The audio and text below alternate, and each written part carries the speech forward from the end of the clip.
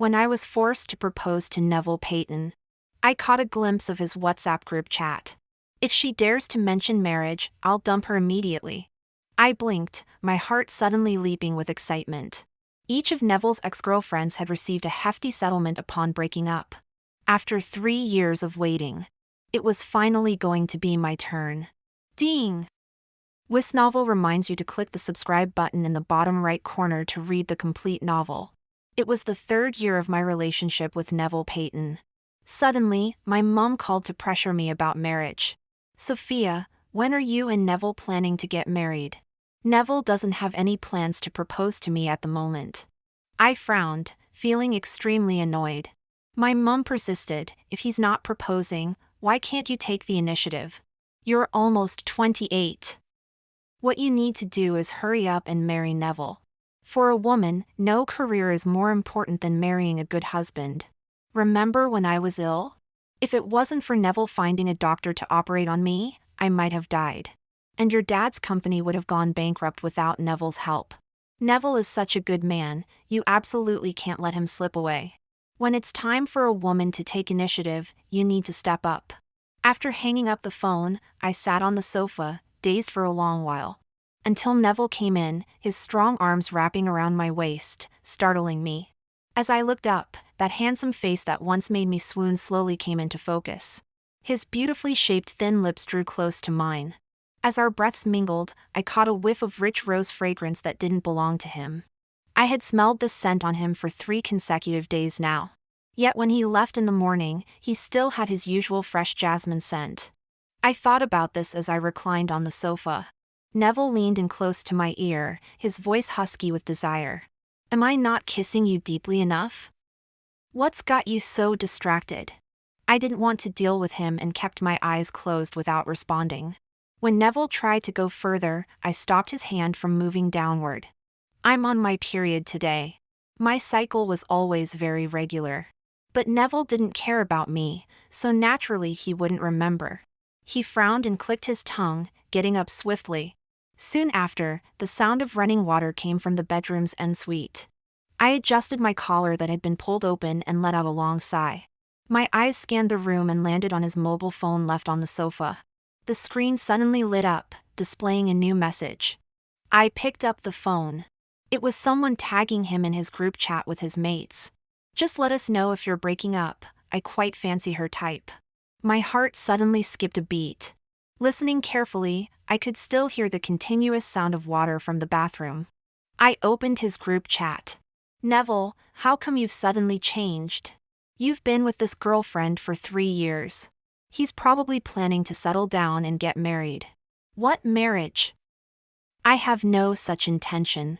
In my eyes, she's just something to pass the time with. You might not have intentions, but the girl might. TCH, if she dares to bring up marriage, I'll dump her immediately. A screen full of LOL followed. And then there was the message that had just popped up. I blinked, my previously irritated mood suddenly becoming elated. I'd heard that each of Neville's ex-girlfriends received a huge breakup fee as compensation when they split. My mom was right. When it's time for a woman to take initiative, she really should step up. I think it's time for me to propose to Neville. The reason I started dating Neville was purely because I was too much of a suck-up. 3 years ago, Nancy and I partnered to open a game studio. Neville was one of the investors Nancy brought in. In the early stages of our business, facing investors, Nancy and I both sucked up to the extreme. Because I was so good at reading people, I sucked up slightly more than Nancy. Neville misunderstood that I was pursuing him. At a dinner party, I, as usual, fended off drinks all night for Neville, who couldn't hold his liquor. On the way to drop Nancy and me home, he suddenly spoke. Aren't you tired of chasing me for so long without getting a response? I was dizzy from drinking and asked confusedly. What? Just as the traffic light turned red, Neville turned to look at me, his face, which could make one's soul tremble, was filled with undisguised arrogance. You don't need to be shy, many people like me, and many pursue me. I immediately realized Neville had misunderstood and started to explain. You've misunned. The next second, Nancy, who had passed out on my shoulder, pinched the soft flesh of my waist. The pain instantly reminded me that Neville was our investor. So, I fell silent.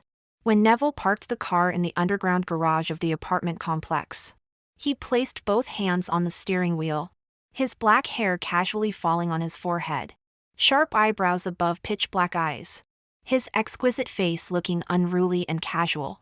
In the night, he chuckled and advised, "You should know I've had many girlfriends. And you also know there's someone I've always kept in my heart. I won't accept you, so give up." I didn't want to lose his investment, so I continued to remain silent. However, this silence turned me from a humble party in a city drama into a lovesick puppy in a tacky love story. Nancy wasn't wrong, anyway. Neville had already rejected me. I just believed her nonsense and continued to please Neville as a humble party. But one day, Neville's brain suddenly malfunctioned. He unilaterally announced that he had accepted my pursuit. Nancy said again, "It's okay, his longest relationship record is 3 months. And all his ex-girlfriends got a large sum of breakup fee after splitting up." Thinking about Neville's incomparably handsome face, those six-pack abs and slim waist, the huge breakup fee, and my parents' constant urging for me to go on blind dates, I admit I was tempted. Half-heartedly, I agreed to Nancy's bad idea. But 3 years have passed. My mom has started urging me to get married. Neville still hasn't dumped me, nor has he shown any substantial cheating behavior. Even his legendary soulmate in Germany hasn't appeared. To be fair, in these 3 years, apart from not loving me, Neville has done well in his boyfriend duties. Hardworking in bed, presentable outside. When my mom was ill and there were no hospital beds, he sorted everything out with one phone call. When my dad's company was on the brink of bankruptcy, he helped and invested a sum of money.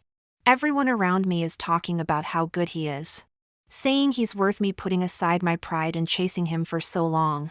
They all hope I can marry him, even if he can't handle boundaries between men and women well, and has major flaws in relationships. But they're going to be disappointed. After I propose, he'll only dump me, leaving me heartbroken, crying my eyes out while holding onto a huge breakup fee. After Neville went to sleep, I pulled out my phone and checked eBay. My bank account had nearly 8 figures in it, but I still hesitated to buy a £99 ring. As I wavered, I remembered his disparaging comments about me in the lads' group chat, and the unfamiliar woman's perfume on him. I immediately closed eBay and switched to Vint. After carefully selecting a £9.99 ring, I finally went to sleep, feeling satisfied. I set the proposal date on Neville's birthday. I arranged a party at his seaside villa. To make this proposal perfect, I secretly notified each of his friends, cordially inviting you all to Neville's birthday celebration this Saturday, and to witness our love coming to fruition. Shortly after sending the group message, I received a string of question marks. I chose to reply to the one with the biggest mouth among his mates. "Yes, I'm planning to propose to Neville at the birthday party. Remember to keep it a secret for me." The big mouth truly lived up to his reputation. The night before his birthday, Neville looked at me with a very complicated expression. All evening, he hovered around me, seeming to want to say something but holding back. I knew he wanted me to ask him what was wrong, so he could casually bring up the topic of not considering marriage. But I couldn't play into his hands. I stood on my tiptoes to kiss his cheek, coaxing, "Darling, shall we?" Neville's body stiffened, and for the first time, he pushed me away despite never refusing such things before. "Didn't you say you were very tired recently?" I nodded, showing disappointment on my face. "All right then, I'll go to sleep first." I lifted the duvet, covered myself, and quickly closed my eyes. About 10 minutes later, rustling sounds came from the room. I secretly opened my eyes. Neville was bent over, searching through my dressing table. After a few minutes, he picked up his phone and left the room. I got up and went to the door. Neville was sitting in the living room, talking to someone on the phone. I couldn't find the ring at home. "Are you sure she's going to propose tomorrow?"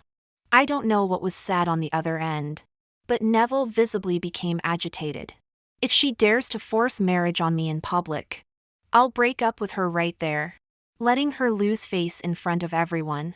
Hearing this, I returned to bed and lay down comfortably. That Saturday, I opened the parcel delivered by the property manager, took out the ring, and drove to the mansion. No flowers, no gifts. I went to celebrate Neville's birthday with a sincere heart. That evening, many people came to the party. All those in the know looked at me with strange expressions: pity, contempt, amusement. They made no attempt to hide their spectator-like gazes. Eyes fixed firmly on me. Neville was the same, though his face showed a bit more conflict and reluctance. When the 8-tier cake was brought out, I lit the candles and said with a smile, "Darling, happy birthday. Make a wish." Neville gave me a complex look and blew out the candles in one breath. He said pointedly, "My greatest wish is to get through this evening peacefully." Unfortunately, his wish was destined not to come true. The next second, I got down on one knee before him and said passionately, "Neville, I love you. Will you marry me?" The scene erupted in an uproar. In my peripheral vision, those in the know all had as expected expressions. Neville, however, stood rigid and motionless. No one in the crowd cheered for me to say yes. There was only a wave of sneers. I timely revealed an embarrassed expression. I looked at Neville anxiously, hoping he would help me out of this awkward situation. Neville didn't care about me, so naturally, he wouldn't protect me either. He remained silent for a moment, then smiled faintly. "Before we started dating, I told you I had someone I liked, didn't I?" "I know, but you came to like me later. Otherwise, why would we date for 3 years? I think it's time for us to get married." Although Neville had never said he liked me, as expected, Neville denied it. "There was no liking. I thought you knew our relationship was just for fun." My face instantly turned pale, but my fingers could tremble. My teeth could bite my lower lip. My voice could be choked with sobs. "Neville, what are you saying?" Neville shook off my hand holding the ring, his voice cold. "I mean, you've crossed the line. I've never loved you. We're over." The ring fell to the ground with a clang. I raised my hand to wipe my eyes, shedding tears of embarrassment. I stared at Neville stubbornly, my eyes wide, begging him not to treat me like this. But Neville just turned his back on me indifferently. Amidst the laughter of the crowd, I couldn't bear it anymore and stumbled out of the mansion. The chili is so spicy, how do I stop these tears? Also, how much is the breakup fee? After the protagonist of the failed proposal drama left in tears, the partygoers began to discuss shamelessly.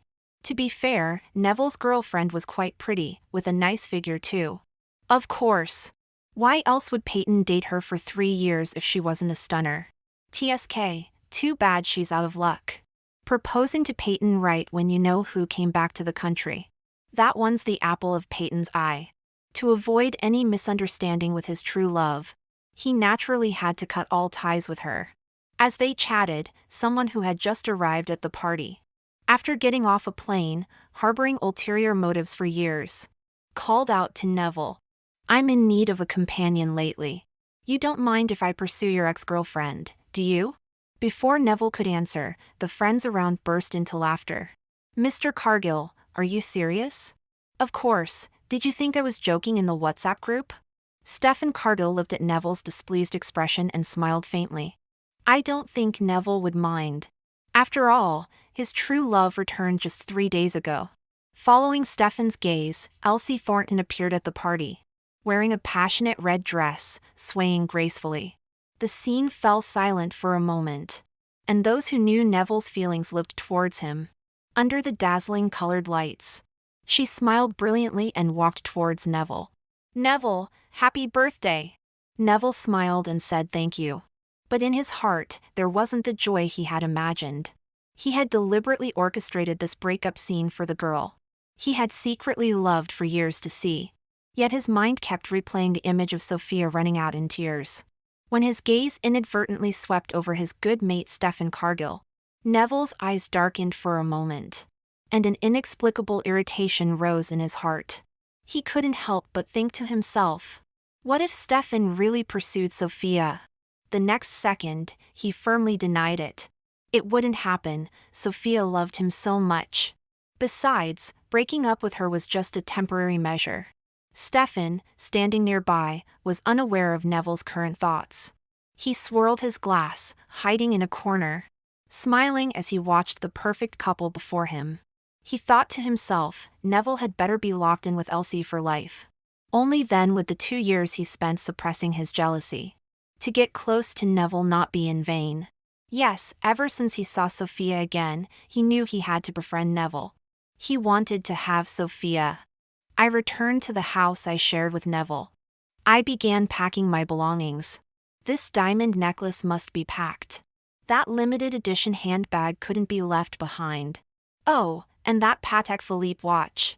Other stubborn heroines might not take these, but I'm not like them. I'm a woman with a high sense of self-worth. If it was given to me, it's mine. I won't leave anything behind. After packing, I dragged my suitcase towards the door. Then, I bumped into Neville, who was coming in. He stood in the entryway, hands in his pockets, staring intently at me. Shouldn't he still be enjoying his party? I gripped the handle of my suitcase tighter. Neville's eyes darkened as he questioned, "Where are you going? Another business trip? Is it necessary to bring so much luggage for a trip?" He was calm and composed, as if nothing had happened. As if he wasn't the ex-boyfriend who, 2 hours ago, had rejected my proposal and publicly announced our breakup. There was nothing left to say. I pulled my suitcase towards the door. As I passed Neville, he suddenly grabbed my suitcase. I didn't know what had gotten into him. I looked up, polite and courteous. "Is there something you need?" Neville's breath caught, his chest heaving. Suddenly, his tone softened. "I'm sorry about tonight, but I didn't mean to break up with you." "Don't be angry." "Break up?" "But he didn't mean to?" My expression nearly faltered as I reflexively said, "So you're not planning to pay the breakup fee?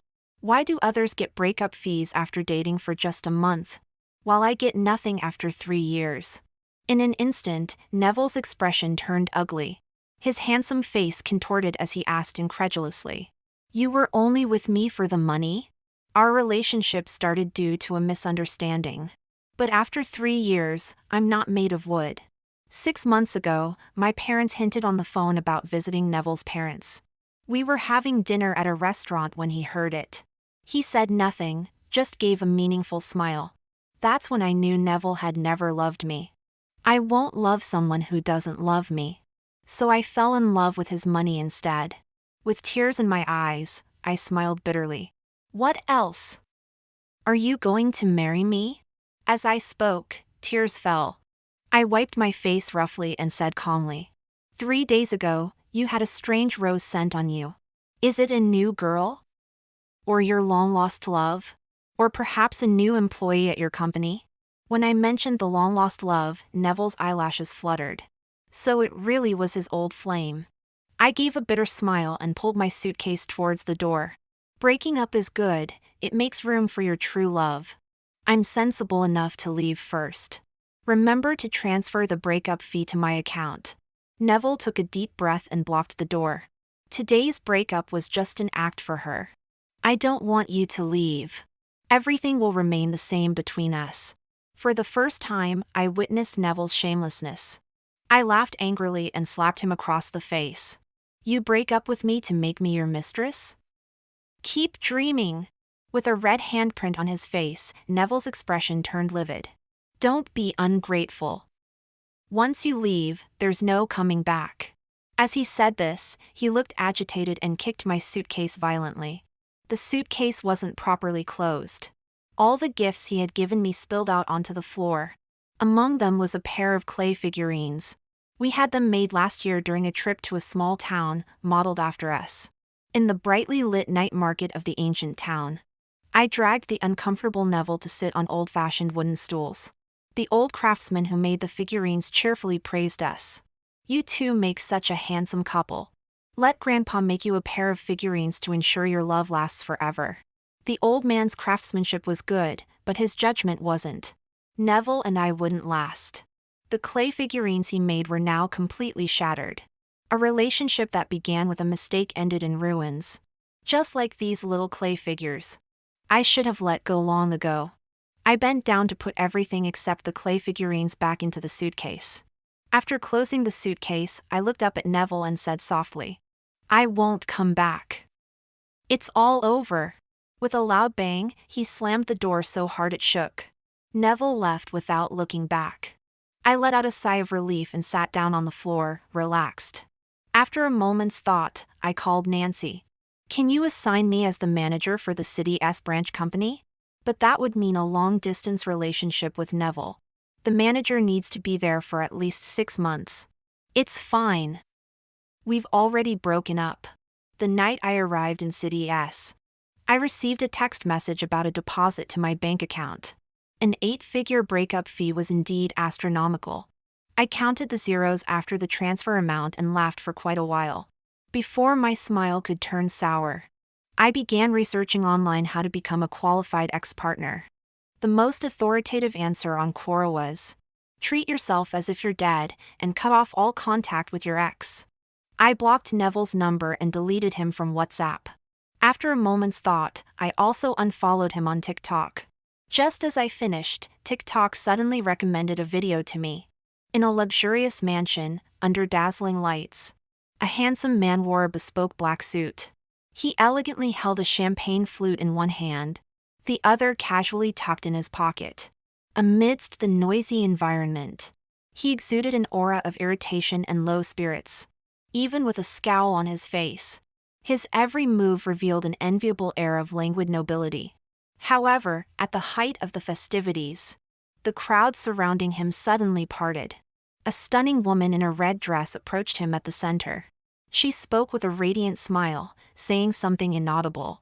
The previously irritated man's face broke into a slight smile. The video was posted by Neville's friend. I instinctively glanced at the video's caption, "A match made in heaven."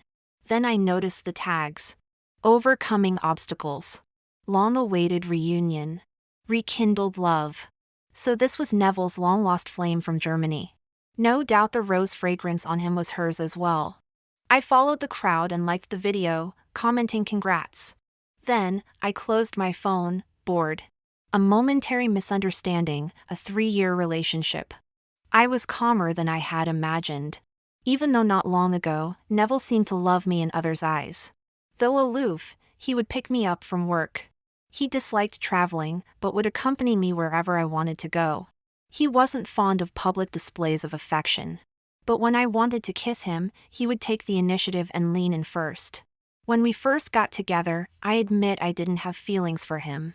Girls often fall in love through companionship. A year later, when I noticed how he treated me differently from others, I fell for him. I thought he would fall for me the same way I fell for him. Unfortunately, he didn't. Fortunately, I love money more. Everything worked out just fine. I closed my eyes and had a pleasant dream. It was the 7th day since Elsie had returned to England, and she organized a gathering with friends. Neville also attended.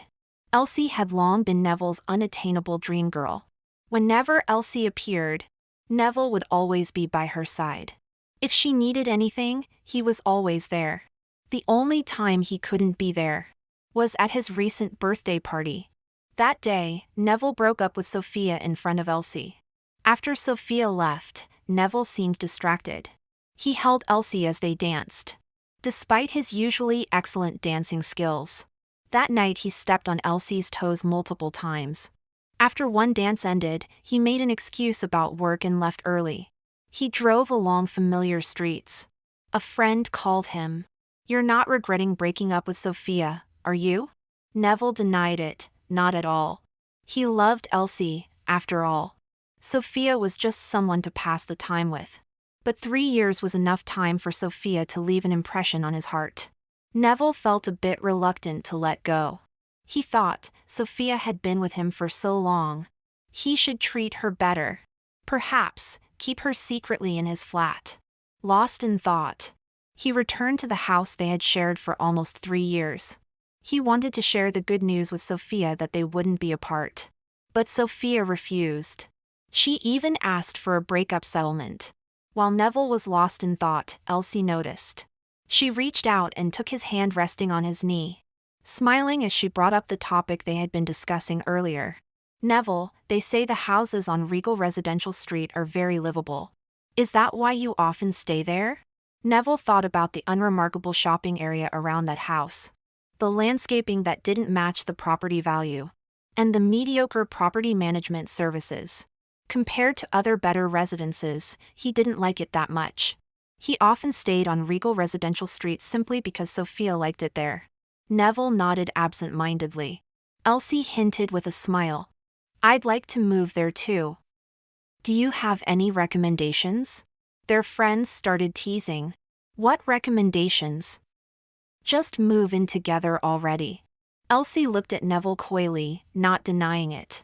Let Elsie move into the house he shared with Sophia? Neville felt some resistance. He smiled gently at Elsie and said, all right. He decided to have his secretary purchase another flat in that neighborhood tomorrow. After the gathering ended, Neville took Elsie back to his flat in the city center. Elsie and he were entangled in bed for a long while. Afterwards, Neville's body was satisfied, but his heart felt empty. He missed Sophia. He wondered if she regretted breaking up with him. At 3 a.m, Neville's longing for Sophia reached its peak. Ignoring Elsie sleeping soundly in his arms, he got out of bed. Leaving Elsie's calls behind, he drove away. The roads were empty, with only a few cars. He drove along familiar streets, thinking about what to say when he saw Sophia. Coax her with a few words, buy her some gifts? Before he could decide, he had already arrived. After hesitating for a while, he opened the door, and an empty atmosphere greeted him.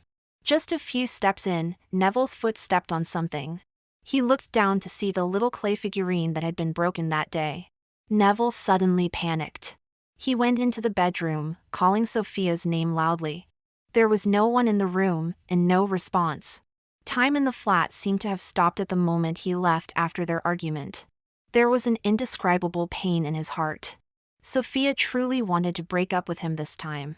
By the third day in City S, my rejected proposal was secretly recorded and uploaded to TikTok.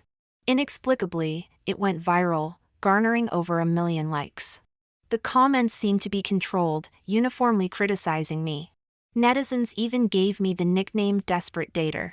I wasn't upset, I was even a bit excited. Just as I was about to contact Nancy, she called me right on cue. Sophia, we're in for a windfall. Our new game is about to launch, and you've brought in the heat. I've already had people subtly spread the word that the Desperate Dater has a game coming out. There'll surely be loads of people checking it out, either to mock you for being all looks and no brains, or to sympathize with you for being wronged. Looks like we'll save a fortune on marketing, haha. I barely managed to suppress my smirk as I reminded her indirectly. Nancy, this buzz came from my rejected proposal. I'm still heartbroken, you know. Can't you show a little sympathy? Nancy scoffed, then reluctantly said after a moment. How about I transfer a third of the saved marketing budget to your account? I immediately perked up. Thank you, Nancy. After a bit of banter, Nancy finally brought up Neville. Are you really not the least bit fond of Neville Payton? Handsome, fit, and attentive. What woman wouldn't like that? I let out a wistful sigh. But he's tainted now. He's not good enough for me anymore. Nancy let out a hearty laugh. I'm glad you see it that way. Oh, and let the video circulate for a few more days. The company will clear things up for you in a couple of days. And we'll promote our game launch at the same time. After hanging up, I received a WhatsApp message from Stefan Cargill. The video was spread by some posh lads who were there. Want to clear it up? I declined, leave it be. Let it simmer for a couple of days. I want to promote our new game launch. 2 days later, Nancy found someone to leak my position in the company, as well as information about the game that was about to be launched. Curious netizens flooded the company's social media accounts. Your company hired a desperate girl. Isn't a public proposal just forcing someone into marriage? It's disgusting when someone makes a public confession or proposal without the other person's consent, regardless of gender. This desperate girl has caused such a negative impact on your company. Are you sure you won't fire her? Forget about the game launch, fire the desperate girl first. Negative publicity is still publicity. And our company became the talk of the town. Nancy felt the timing was right.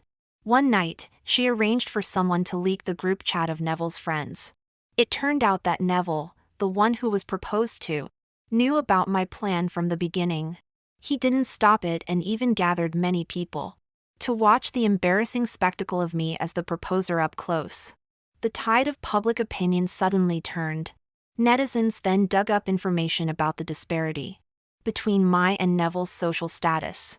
Most people tend to sympathize with the underdog. For a while, there were fewer people criticizing me. At the same time, the company reposted a video of Neville's long-awaited reunion with Elsie, which was previously shared by Neville's friend.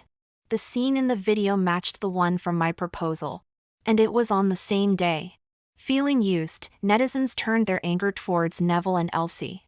They found Neville and Elsie's social media accounts and bombarded them with insults. Words like scumbag and homewrecker frequently appeared in their comment sections. Neville and Elsie were completely humiliated online and had to deactivate their accounts. Meanwhile, curious netizens downloaded and tried the game I was responsible for. In this farce, I came out on top from beginning to end. As for Elsie being ordered to leave the country to avoid the backlash, and Neville being pushed out of his position as heir by his older brother. Who cares? The first 3 months in City S were hectic. When things finally slowed down, I decided to unwind at a quiet bar. Isn't Someone Like You a lovely song? I absolutely adore Adele's voice, said the handsome young man who struck up a conversation with me at the bar. He had fair skin and a dazzling smile, but he wasn't my type. In response to his attempt at small talk, I made some random gestures with my hands. The young man was stunned. Are you mute? I smiled and nodded, and he left with a look of disappointment. I was content to enjoy the music in peace for a while longer. But soon, another person sat down beside me. A gin and tonic, my favorite drink, appeared in front of me. I was about to gesture a refusal when a lazy chuckle came from the booth. I looked up to see Stefan. He was leaning against the bar in a white shirt, the top few buttons undone, smiling like a playboy. Have a drink if you're tired of gesturing, he said. I remained silent. I picked up the glass and decided to take the initiative. Even if I've broken up with Neville Payton, I'm not planning on getting with you. Stefan clicked his tongue and retorted. What's all this talk about getting with someone? How crude. What a hypocrite. The first time this bastard met me, the first thing he said was, "Do you want to get with me?" And now he thinks it's crude? Stefan was a senior at my university. 1 year ahead of me, he was quite the cad. We first met at the university pool. At the time, I was a novice swimmer trying to learn during the quiet end-of-term period. Stefan was there too. I accidentally started drowning, and he rescued me. As I recovered, just as I was about to thank him, he looked me up and down and suddenly said, "Would you like to get with me?" Confused, I waited as he patiently explained, "I'll pay you to be my girlfriend." Back then, before Nancy and I started our studio, I wasn't interested in money. I cursed at him, "You must be dreaming," and I continued to berate him every time I saw him until he left for Germany. Due to our different social circles, we lost touch after that. Years passed, and after I started dating Neville, he took me to a gathering with his friends. At the dinner table, I saw Stefan again. His character hadn't improved. He tried to steal me away behind Neville's back. He has an old flame. "Don't date him, be with me instead," he said. In the cramped bathroom, the light fell on his frowning yet handsome face. Time really does change people. Even dogs learn to speak like humans. But I don't like dogs. I rejected him again. No, I love him. After that, he stopped asking, and I treated him like a stranger. when Neville mentioned in our WhatsApp group that he'd break up with me if I brought up marriage. Stefan vaguely asked Neville in the group to give him advance notice if they broke up. He was still worried I couldn't let go of Neville. After Elsie returned to the UK, he even made a PowerPoint presentation about Neville's affair with her and sent it to me. Now I've moved to City S, and he's followed me here. With only 2 days off a week, he's always hovering around me. I raised an eyebrow and asked him teasingly, "Do you fancy me?" Stefan nodded. "What do you like about me?" Stefan's gaze moved from my face to my chest and then to my legs. I was stunned. That's so shallow. Stefan was silent for a moment, as if remembering something, then chuckled. "Well, your doggy paddle when you couldn't swim was quite attractive too." Just as I was about to scold him, he added, "Plus, you're beautiful. You have a fatal physiological attraction for me. The moment I saw you, I knew I wanted to die in your arms." I rubbed the goosebumps on my arms and summarized, "You dirty scoundrel, you just want to sleep with me." Stefan was silent, then nodded. The dim lights of the pub made everything feel hazy.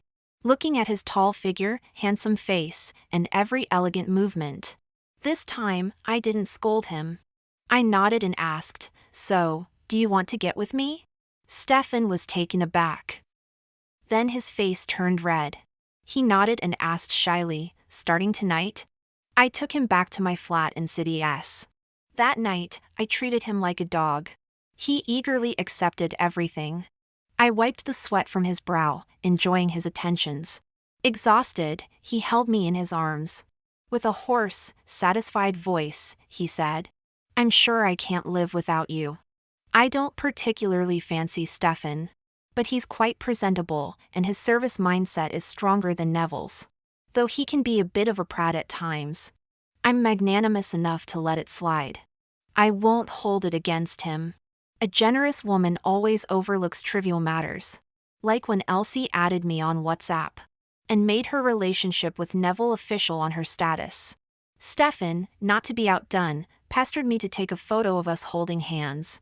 He sneakily posted it on his status with the caption, "Years of longing fulfilled." He even made sure to tag Neville in the comments. When I saw it, I just smiled. I wasn't angry, I rather enjoy when he schemes for my attention. Later, I reflected on whether I had fallen for him. The telly was playing The Crow at the time. It dawned on me then. I didn't love him, I just wanted to be queen. I relish the way people go to great lengths to please me. Especially Stefan Cargill. After a year in City S, the branch office finally found a suitable person to take charge. I was able to return to City A. On the day I returned to City A, Stefan was on his way back from a business trip. I dragged my suitcase alone and took a taxi to the largest shopping center in the city. Today was Stefan's mother's birthday. Having already met his parents, I felt I should prepare a gift for her. As I was leaving the store after choosing a present, I ran into Neville at the corner. He stared at me in shock, his eyes burning with intensity. Neville looked around and, noticing no one was with me, sighed in relief. "You can't match Stefan's family background. Has he dumped you already?" I found his meddling annoying and rolled my eyes. "We've broken up." "It's none of your business." I quickly walked away with the gift, but he grabbed my wrist. Neville's eyes were dark, feigning concern. "I just don't want you to get hurt by him." I found it laughable. The only one who had ever hurt me was him. Yet after our breakup, he claimed to be worried about others hurting me. So what? I sneered. "Sophia, let's get back together. Stefan never intended to marry you. Today is his mother's birthday. If he wanted to marry you, he would definitely bring you to the family dinner. Clearly, he doesn't have that." Before Neville could finish, a deep male voice interrupted from ahead. "Neville, have you no morals, trying to steal your mate's girlfriend in public?" I looked up. It was Stefan. He walked past Neville to my side, picking up the gift box with one hand, and wrapping his arm around my waist with the other. Neville's eyes darkened, and he laughed bitterly. "Who's stealing whose girlfriend here?" Stefan replied lazily, "You are." With that, he turned with me in his arms and whispered, Darling, there are many dishes you love at the birthday dinner. You must be hungry, let's hurry back. I nodded, letting him lead me forward. As we passed Neville, Stefan gave him a look of utter contempt. He mouthed a silent loser to Neville. Leaving Neville behind, he smiled and kissed my cheek, pointedly saying, Darling, I'm not the kind of loser who doesn't know how to love. Or can't even make decisions about his own marriage. Seeing him so smug, I brought up his old words. Do you want to get with me? Stefan's expression froze completely. Humph, my memory is so good. In the second year of my relationship with Stefan, I turned 30. My mom called me early one morning. Sophia, when are you and Stefan planning to get married? Stefan doesn't have any plans to propose to me at the moment. I replied, just as I had 2 years ago. My mom choked a bit, then tentatively asked, Well, should we find you a new boyfriend then? Mom, can't I just not get married? I argued with my mom for half an hour before finally hanging up in frustration. Stefan pitifully wrapped his arms around me. Our moms wrongly accusing me. I did propose. I nodded, absent-mindedly patting his head. Stefan wasn't having it. He kissed my fingertips, working his way up and burying his face in the crook of my neck. He glanced at me, gave a little suck, and nuzzled me relentlessly. Finally, when I couldn't take it anymore, he dropped his pitiful act and resorted to underhanded tactics. To force an answer out of me. Will you marry me? Sophia? Why aren't you saying anything? After a long while, I closed my eyes and leaned back against his chest. I gave a slight nod and said, all right. I wasn't opposed to marriage, especially not to someone like Stefan, who was talented, handsome, and wealthy. A good marriage can be an asset for a woman. Marrying Stefan, even if it didn't last forever, I could ensure that what I gained would outweigh what I lost. There are no truly right choices in this world. What I needed to do was work hard and make my initial choice the right one.